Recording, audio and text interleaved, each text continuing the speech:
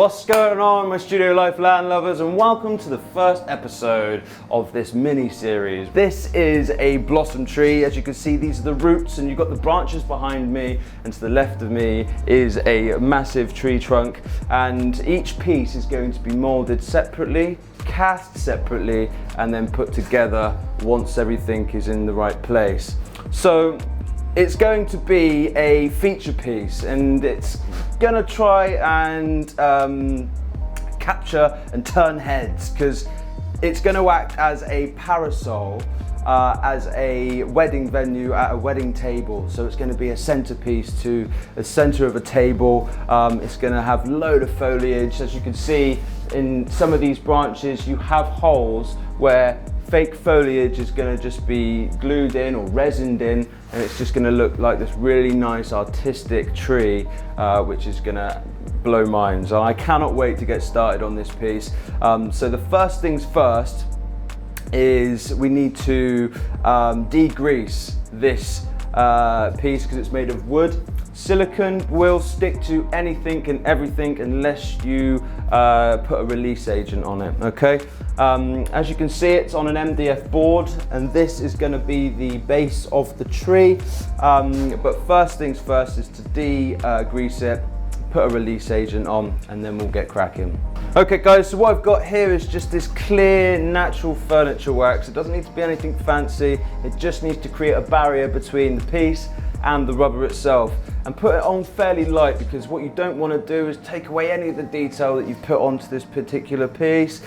So we're just going to put a light coating all over the sculpture, and as you can see, it's got this wax in, so they've infilled all of the undercuts and locks, and they're the things you really need to stay away from, because you will then, if you keep them, you'll need to make a multiple part mold, which is fine if that's the look you're going for, but in this particular case, he wanted to fill it and give a real nice suggestiveness of the tree itself. But I'm just going to give it a light covering with wax all over the piece, get it right in the nooks and crannies, because that's where the rubber will lock in.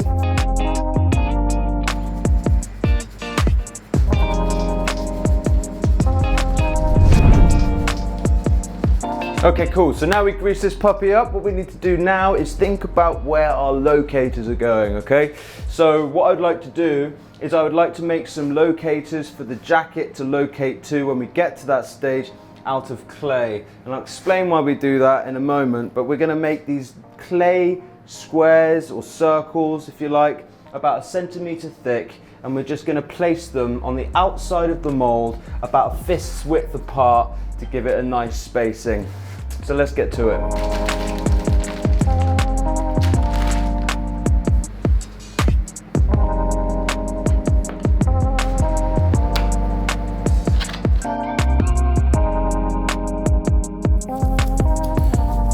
When you don't have a rolling pin, makeshift circular devices.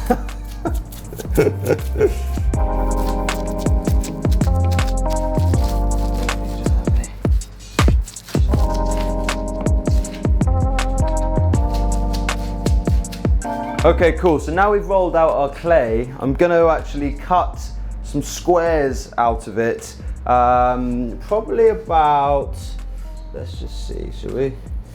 I'm going to go about 1 inch wide, 1 inch square I'd say. So we're just going to cut some slices down like so.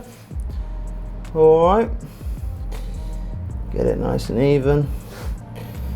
And these are going to be your locators. And it will make sense later on down the line. But firstly, we must put these in place. Otherwise, you're going to do a lot of cutting at the other end.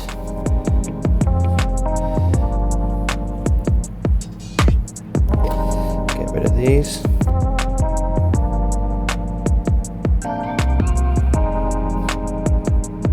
We get 2 out of that.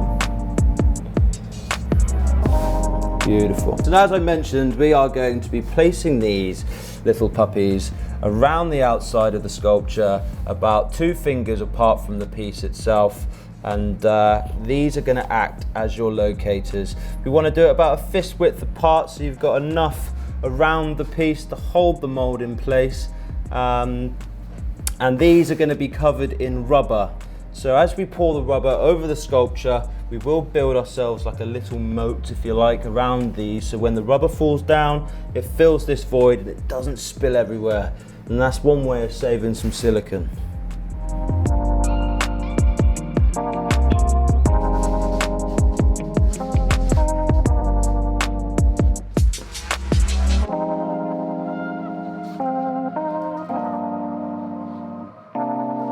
So what I'm doing now is I'm just rolling out the clay, and as you can see, I've put my buddies down, and I'm rolling out some clay into some long sausages, because what this is going to do is going to act as a barrier to stop any excess rubber being unwanted. So we're going to pop this around the outside, and it's going to create a barrier so that we can have all the rubber fall down and not get wasted.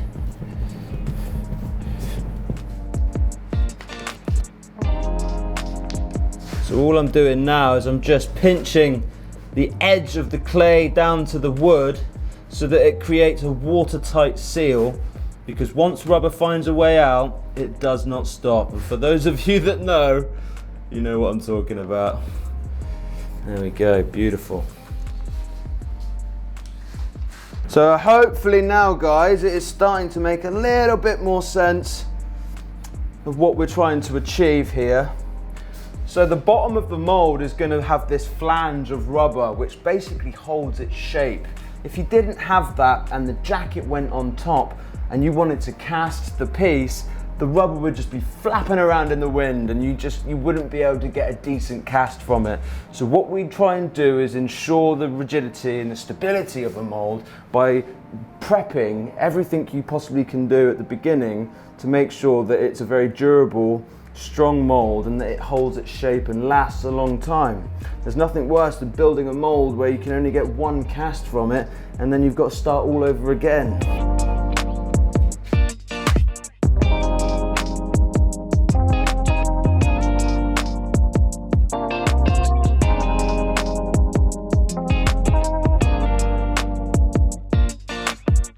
So now I'm just going to pinch down the edges to create this lovely watertight seal, and then once I've done this side, I'm going to go over to the other side and make it a nice flat edge so we don't get any undercutting when the rubber's poured in. So I'm just going to take my spatula like so, and as you can see, it just seals up this edge between the board and the clay. So I'm just going to smooth that out. And if your prep work looks neat and tidy, generally it will work neat and tidy, and that's how we like to operate. It's just by making it nice and smooth from the get-go. Beautiful. Just smooth off the top here. So as you can see, ladies and gents, we've made this moat around the sculpture, so hopefully now you can envision when we do pour our rubber on and the rubber drips down, it will then pool into this area here. The rubber will then fill up and cover these little buddies here, and when it's time to put the fiberglass jacket on this, we will remove these clay buddies, and then the resin will fill that void and it will create a location lump on the jacket, which will then slot into the rubber and hopefully hold that whole mold in place. So gang, now time for the fun part. We are going to be pouring our silicone onto our sculpture, and what I'm going to be using is an RTV 128. And you can get a variety of different silicones. You can get the Celestic 3481, but I like to use the 128. It's a 5:1 ratio. The 3481 is a 10:1 ratio. This particular catalyst goes off quite fast. So if you're feeling a little less confident on rubber application, then I suggest you go for the fast cure catalyst, which sounds crazy, but this is a super fast catalyst. And it's a 5:1 ratio as opposed to the 10:1. So if you do the 10:1, it goes off a little bit slower, but this stuff tends to go off a bit faster, which is great if you're a little bit more advanced. So I think for this particular size piece, I'm going to mix up about 500 to 600 grams into my bucket here. As you can see, I'm just going to tear these scales. I'm going to pour the silicone into the bucket.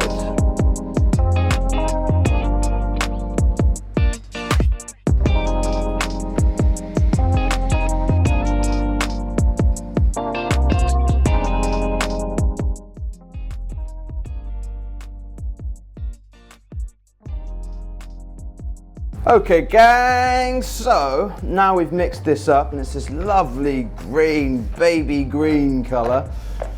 Catalyst comes in all ranges of different colours. I mean, you can get your reds, your purples, your blues. The dye isn't really necessarily the important part. The dye it's been put in there so that you can see where you've been. So if you need to do 2 or 3 layers of silicone, it's kind of handy to have one red, one blue, because if you see some reds peering through the blue, you know it's not thick enough.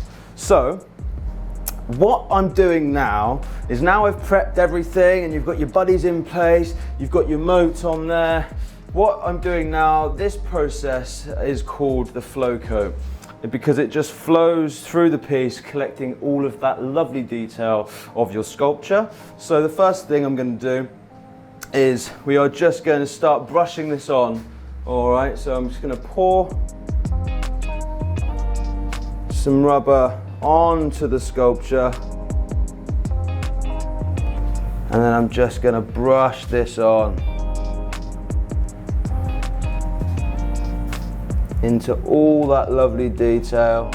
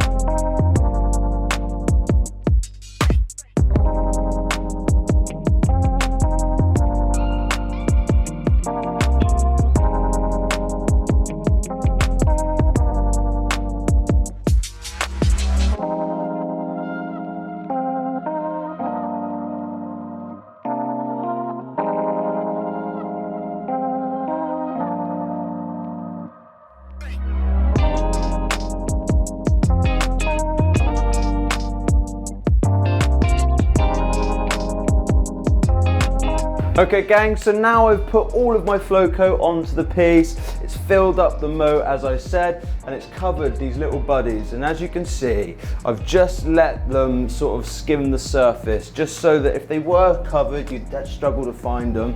But once these are ready to be taken out, you just peel away the top, remove the clay, and you're left with a little void.